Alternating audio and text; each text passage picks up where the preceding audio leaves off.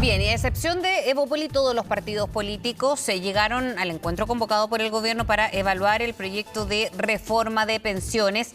Pese a que el Ejecutivo se mostró abierto a negociar el destino del 6% en la instancia, no se logró acuerdo. Sobre esto y otros temas hablamos con el diputado del Partido Comunista, Luis Cuello. ¿Cómo está? Muy buenos días, gracias por hablar con nosotros, diputado. Muy buenos días, Fresia, muchas gracias por la invitación. Gracias a usted. Y bueno, primero, ¿cómo ha visto esta discusión y la reunión de ayer que en general, pese a las diferencias, hubo o se sacaron cuentas alegres?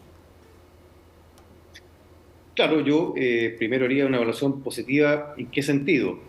Que esta es la primera vez desde que se presentó por parte del gobierno el proyecto de reforma previsional que nos sentamos a la mesa todos los partidos políticos, cuestión que no se había podido lograr. Recordemos que en estos meses se formó una mesa técnica de la cual se marginó gran parte de la oposición, entonces creo que eso es valioso. Lo segundo es que lamentablemente no se firmó el protocolo, que en el fondo lo único que señalaba el protocolo era más bien expresar una voluntad política de avanzar en una reforma de las pensiones, pero sí se acordó que siguiéramos discutiendo y para ello se va a convocar una reunión de expertos que va a ser designado uno por cada partido para el día martes, para empezar a discutir sobre todo aquellos puntos que generan más diferencias como el 6% y cómo también cómo se reorganiza la industria de pensiones. Entonces creo que esos son puntos positivos. Lo que yo también anotaría que como algo que queda bastante al debe es la voluntad más explícita de la derecha, de la oposición y en particular de la UDI y republicanos de poder avanzar en una reforma. Ellos más bien plantearon las mismas consignas en favor de la AFP que han venido planteando y por lo tanto ahí yo no veo mayor avance. Espero que en definitiva la actitud también que ha sido distinta por parte de Evópoli o de Renovación Nacional también de alguna forma permee y los conduzca a flexibilizar su posición. ¿Usted va a estar presente en la próxima reunión? ¿Había el próximo martes o quién representando a su sector, diputado? Sí, el próximo martes es una reunión de los especialistas de cada partido, no de los parlamentarios. Bueno, nosotros fuimos junto a la senadora Claudia Pascual a la reunión de ayer, a participar y apoyar, por supuesto, el esfuerzo que está haciendo el gobierno en esta reforma, pero sí nos parece bien que, en definitiva, se le dé continuidad al diálogo. Lo que no puede ocurrir es que suspendamos la discusión, que, en definitiva, esto se entrampe, se empantane, porque, bueno, cada día que pasa significa que las AFP le siguen metiendo la mano al bolsillo de los chilenos y eso es bastante dañino. Entonces, yo creo que acá lo que no hay que perder de vista es, por una parte, el sentido de urgencia y tampoco los objetivos. Y con eso voy un poco más al fondo del asunto porque, en definitiva, la discusión en torno al 6% a menudo va perdiendo los objetivos porque acá no se trata de llegar a una solución salomónica, sino que más bien se trata de que las pensiones suban. Y eso, con eso me refiero tanto a las pensiones de los actuales jubilados, que son muy bajas, y también, por supuesto, de los futuros pensionados. ¿Y no cree que las prioridades o los intereses vayan por el mismo carril en otros sectores? O sea, claramente hay diferencias sustantivas respecto al 6%, porque acá también se crea una especie de espejismo. ¿A qué me refiero con esto? En que se plantea que tiene que haber ahorro individual, y la verdad es que ya hay ahorro individual, hay un 10% de ahorro individual que ha sido administrado exclusivamente por organismos privados, por la AFP, que tienen utilidades cercanas al 100%, es decir, que industria tiene utilidades cercanas al 100%, y que entregan además jubilaciones que no alcanzan para vivir. Si no fuera por la pensión garantizada universal, las personas sencillamente no podrían ni siquiera alimentarse con las pensiones que entrega la AFP. Entonces, cuando se plantea que acá se requiere pasar, como dice la UDI o republicanos, el 6% ahorro individual, eso refleja que no tienen un interés genuino por aumentar las pensiones. Por eso yo espero que en el fondo que reflexionen, rectifiquen, porque en definitiva lo que se requiere como un elemento indispensable es introducir solidaridad en el sistema, porque eso permite en definitiva superar la brecha de género, remunerar de alguna forma las labores de cuidado y también, por supuesto, aumentar las pensiones a los actuales jubilados. Entonces, es un elemento de la esencia. Si pasamos al 6% ahorro individual y bajo el mismo sistema actual, es más de lo mismo, significa que en definitiva las pensiones podrían aumentar un poco de aquí a 40 años más. Entonces, ahí está el punto que digo yo que hay que discutir sin perder de vista los objetivos. Yo a menudo veo que la derecha plantea elementos que son completamente accesorios a un sistema de seguridad social. O sea, si nos centramos en el tema de la propiedad, por ejemplo, o la heredabilidad, la verdad es que, claro, pueden ser aspectos importantes, pero no es lo esencial de un sistema de seguridad social. Entonces, espero yo que esta reunión permita reencauzar el diálogo y la conversación.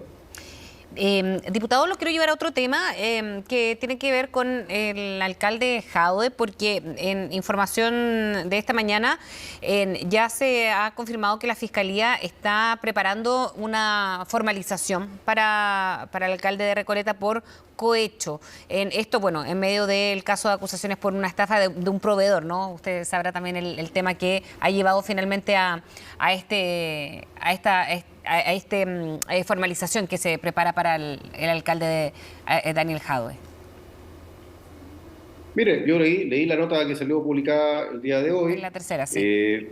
La tercera, claro, creo que en definitiva acá los tribunales van a actuar. Esto hasta ahora es un trascendido, por lo que yo entiendo, pero lo importante, lo que quiero remarcar es que el alcalde de Recoleta siempre ha estado a disposición en las distintas acciones que por distintos intereses se han puesto en su contra. Entonces, él ha estado a disposición de los tribunales de colaborar con todas las investigaciones y no me cabe duda que acá esa conducta se mantiene y por lo tanto eso hay que, a mi juicio, destacar y remarcar del comportamiento del alcalde Jadwe. Entonces, yo por eso me quedaría bastante tranquilo. Uh-huh.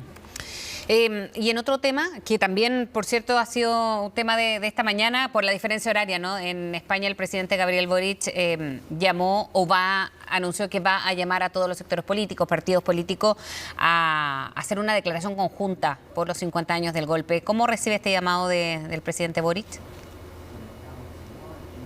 Bueno, yo creo que el presidente como jefe de Estado está haciendo un intento por llegar a un acuerdo mínimo, o un buen acuerdo mínimo democrático, pero yo vería con mucha cautela la reacción y la respuesta que tengan los sectores de derecha, porque en definitiva hoy día existen en el país fuerzas políticas que aún, contra toda la evidencia, contra todo lo ocurrido, contra el horror de la dictadura, siguen reivindicando el régimen cívico-militar, siguen reivindicando el golpe de Estado, y por lo tanto yo vería con cautela a qué tipo de declaración podría sumarse la derecha. Yo hasta ahora la verdad es que no he visto ningún gesto por parte de la oposición, por parte de la derecha, en definitiva reconocer que acá existió un régimen criminal que no solamente cometió graves violaciones contra los derechos humanos, sino que también, en definitiva, truncó un proyecto democrático, popular, como el gobierno de Salvador Allende, por una vía legítima, con el apoyo de una fuerza externa, con el financiamiento de los Estados Unidos, cuestión que no es ninguna teoría, claro. Digamos, no es ahora, de la conspiración, está documentado. Entonces, yo tendría cautela respecto a la respuesta de la derecha frente a eso. Ahora, diputado, con esta situación en particular, porque, claro, hay algunos sectores que pueden ser más reticentes, lo decía usted, que incluso en las últimas semanas han salido con algunas declaraciones que quizás pueden poner en duda ciertos hechos del golpe de Estado, pero por otro lado también en algunos grupos de derechos humanos, agrupaciones me refiero, han dicho que más que conmemoraciones o llamados o espectáculos, lo que se requiere es conocer la verdad, por ejemplo, de lo que ocurrió hace 50 años. ¿Qué tanto se va a transar respecto a gestos políticos, por una parte, pero lo otro que piden naturalmente muchas de estas agrupaciones? Acá creo que hay mínimos que la sociedad, que el Estado, o deudas que no ha cumplido. Exacto. En primer lugar, conocer el paradero de los detenidos y detenidas desaparecidos, y también, en segundo lugar, hacer justicia. Acá todavía tenemos en Chile juicios pendientes en materia criminal, en materia de reparación civil también, y por supuesto que incluso en materia de reparación simbólica. O sea, por ejemplo, sin ir más lejos, la Armada fue obligada mediante un fallo judicial a retirar una estatua de un integrante de la Junta Militar, que participó también, que en el fondo fue parte de un aparato criminal. Entonces, también se requiere una reparación simbólica, pero sobre todo saber dónde están los derechos desaparecidos, conocer su paradero y, por supuesto, hacer justicia. Recordemos que el general Pinochet murió en la más absoluta impunidad. Entonces, hay varias deudas que, en definitiva, conducen a hacer una reflexión más profunda que tiene que ver con establecer garantías de no repetición y, por supuesto, de reafirmar el valor de la verdad, la justicia y la reparación. Bien, muchas gracias, diputado, por hablar con nosotros esta mañana. Muchas gracias, Fresia, por el contacto. Nos Buen vemos, día. buen día.